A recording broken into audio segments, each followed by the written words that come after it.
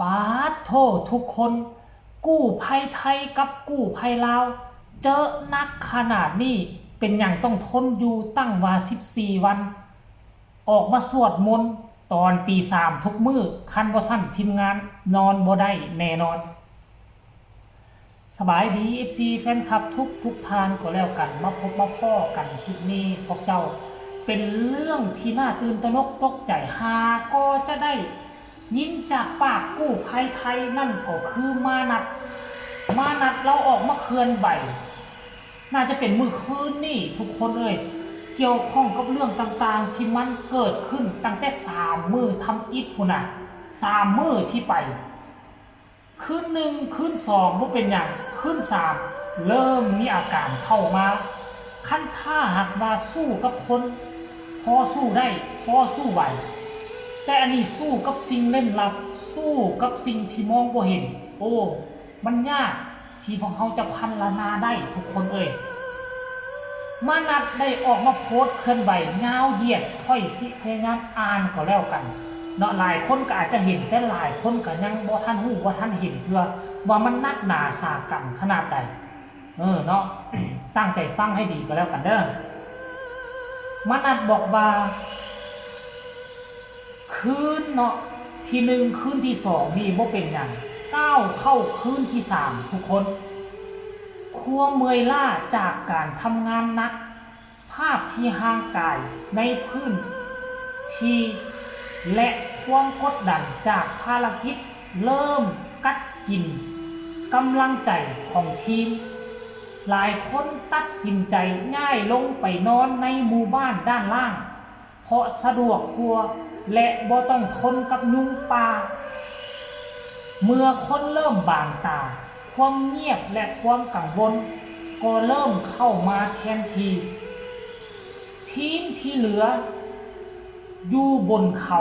จึงเริ่มเกาะกลุ่มกันแน่นขึ้นในช่วงนั้นเองอาจารย์ติ๊งลีเริ่มเล่าว่าทุกคืนเขามักจะเห็น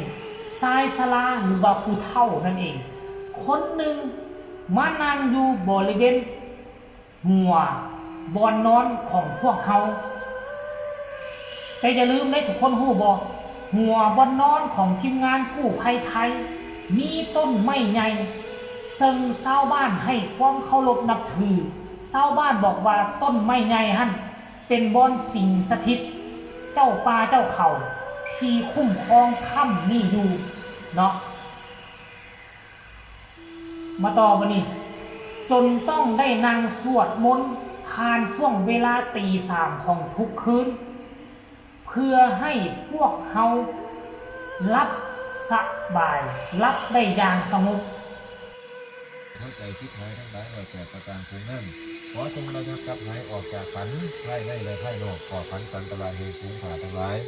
ตั้งโยวุตีสีสวัสดีคำคูณมันเลี้ยนกุมบังกุมควรพิทักษ์หักษาแก้วพงรับบังพัดปีเป็นเสียสัพโพกาสาข้าพเจ้าขอราตนาเอายังคุณพระศีลพระท่านคุณศีลคุณท่านที่ข้าพเจ้าได้สร้างได้ท่านมากกับทางบารมีรังสีของพระพุทธเจ้าทั้ง6ประการนั้นล่วงเขาสู้ตอนนั้นพวกเฮาฟังแต่ก่อยังบ่ได้คิดอีหยังหลายหลังจากอาจารย์ติ๊งลีเล่าเลยว่ามีผู้เฒ่ามานั่งเฝ้าเทิงหัวทุกคืนทุกคนก็บ่ได้สนใจฟังแล้วก็ฟังผ่านไปบ่ได้สนใจอีหยังหลายได้ว่าซั่นเด้หลังจากช่วยเหลือผู้ประสบภัยทั้ง5คนออกมาหลายคนเริ่มเชื่อว่าความพยายามของพวกเฮากำลังประสบผลสำเร็จแต่สิ่งที่แปลกประหลาดกับเริ่มเกิดขึ้นหลายขึ้นเรื่อยๆว่าซั่นเด้มื้อนึงทีมงานของพวกเฮาจำนวน5คนติดอยู่ภายในพื้นที่ถ้ำจากเหตุการณ์น้ำท่วมแบบกระทันหันทั้งที่ก่อนหน้านั้นบ่ได้มีฝนตกหนักเฮารอดออกมาได้อย่างวุดวิดบางคนหมดสติแต่บ่มีไผเป็นหยังโอ้คือสิแม่นกู้ภัยใจอาสาของชาวบ้านล่องแจ้ง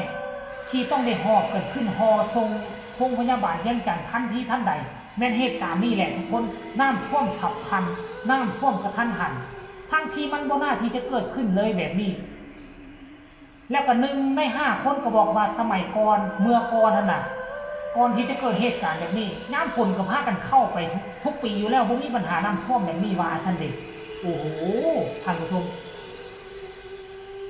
แล้ววันนี้คืนนั่นเองเนาะหลังจากที่มีคนหมดสติทรงเวียงจันทร์คืนนั่นเองสิ่งที่แปลกประหลาดใจยิ่งกลัวก็เกิดขึ้น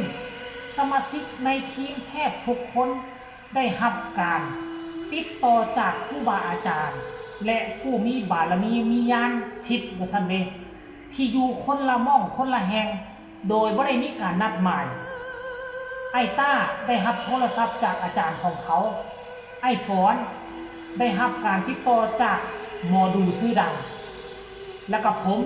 ซึ่งเป็นมานัดนั่นแหละเนาะมานัดได้รับสายจากพระอาจารย์ที่อยู่ไทยส่วนอาจารย์ติ้งลีคงนั่งภาวนาอยู่ที่แคมป์แม้จะเป็นคนละสายคนละสถานที่แต่อาจารย์ทั้ง3คนนั่นก็เตือนคำนองเดียวกันว่าแห่งใดในโลกก็บ่อาจเสมอแห่งกรรมเว้า3อาจารย์เว้าแบบเดียวกันนี่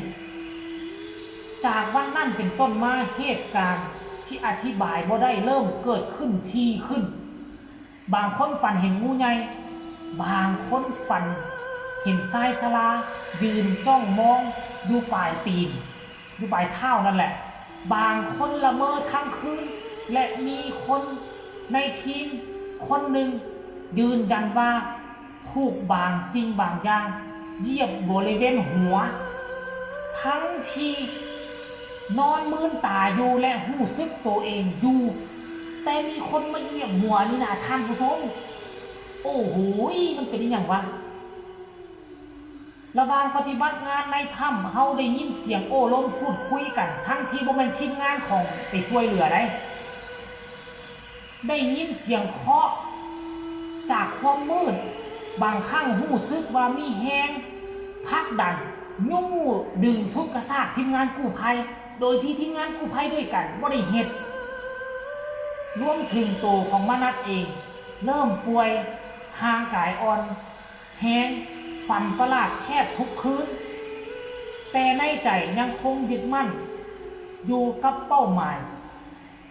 อย่างเดียวคือช่วยคนออกมาให้ได้ทุกคนเอ้ย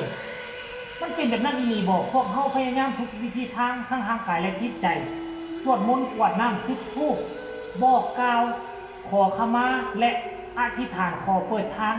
แต่เหตุการณ์กับยิ่งทวีคูณความรุนแรงขึ้นมีทั้งน้ำท่วมฉับพลันดินถล่มทางคานที่เคยผ่านแต่กับผ่านบ่ได้อุปสรรคเกิดขึ้นต่อเนื่องจนแทบบ่เหลือช่องว่างให้ทีมงานเข้าไปในสุดท้ายแม้หัวใจบ่อยากยอมรับแต่เฮาจำเป็นต้องตัดสินใจยุติภารกิจอันนี้มันเป็นอันนี้เด้ท่านผู้ชมนี่คือสาเหตุหลักที่เฮ็ดให้ยุติภารกิจธรรมชาติและสิ่งที่มองบ่เห็นมันเข้ามาบาดเดียวก็คิดว่าถ้ำแห่งนี้บ่แม่นว่าคนหาก็สิมาเข้าคนเข้ามาหลายปีแล้วดูฝนก็เข้าน้ำบ่เคยท่วมตอนนั้นเขาเข้าไปเขาไม่ได้เข้าไปเอาทองคำเขาเข้าไปหาเจียหาอาหารการกินธรรมดาแต่บัดช่วงระยะหลังๆนี่เข้าไปเอาทรัพย์สมบัติมันจึงเหตุให้เจ้าฟ้าเจ้าเขาปูโสมเฝ้าทรัพย์จัดการปิดปากถ้ำทันทีนี่คือเรื่องหลอนที่มานัดและทีมงานกู้ภัยไทยเราเจอแต่เป็นอย่างอดอยู่14 มื้อคันแม่นค่อยบายเท่านั้นแหละบ่ไปกูดูแล้วสิ่งที่มองเห็นสู้กับคนนี่เขายังพอไหวสู้กับสิ่งเล่นลับเขาบ่ฮู้ว่ามันสิมาจังได๋เขาบ่ฮู้ว่ามันอยู่ข้างใดของเฮาท่านผู้ชมเอ้ยอันนี้คือสิ่งที่มานัดเราเมื่อคืนนี้ค่อยอ่านเมื่อคืนนี้ตอนนี้นะคนหัวยังตั้งนี่นะเห็นบ่ตั้งชิโดชิเดคนละทางเลยเนี่ยท่านผู้ชมเอ้ยเอาฝากไว้อีกคลิปนึงผู้ใดเชื่อให้กดไลค์กดแชร์ไผบ่เชื่อเลื่อนผ่าน